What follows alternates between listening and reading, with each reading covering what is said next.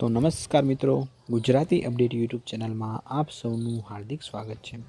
તો મિત્રો, બગદાણામાં નવનીતભાઈ સાથે જે ઘટના બની હતી એને લઈને મિત્રો ત્યાર પછી નવનીતભાઈને ન્યાય અપાવવા માટે આખો કોળી સમાજ એકત્ર થયો હતો।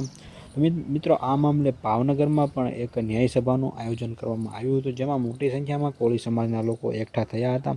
પરંતુ મિત્રો, હવે લોકોને પ્રશ્ન એવો થઈ રહ્યો છે કે આજે ન્યાય સભાનું આયોજન કરવામાં આવ્યું એમાં કોળી સમાજના આગેવાન ગણાતા એવા હીરાભાઈ સોલંકી કે પછી પરસોત્તમભાઈ સોલંકીએ હાજરી કેમ નહોતી આપી।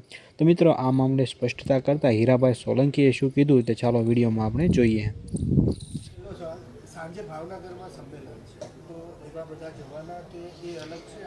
ના, એ અમારા ધ્યાન ઉપર જ નથી। મારા ધ્યાન પર કોઈ ફોન પણ એ બાબતનો મને આવ્યો નથી અને એમાં અમે જવાના નથી। અને આ જે ન્યાય મળવાનો હતો એ કોળી સમાજને ન્યાય મળી ચૂક્યો છે અને એ તકે અમે સરકારનો ફરીથી એકવાર આપના દ્વારા આપનો પણ અમે આભાર માનીએ છીએ કે આપે પણ અમને સાથ સહકાર આપ્યો બદલ આપ મીડિયાવાળાનો બી અમે ખૂબ આભાર।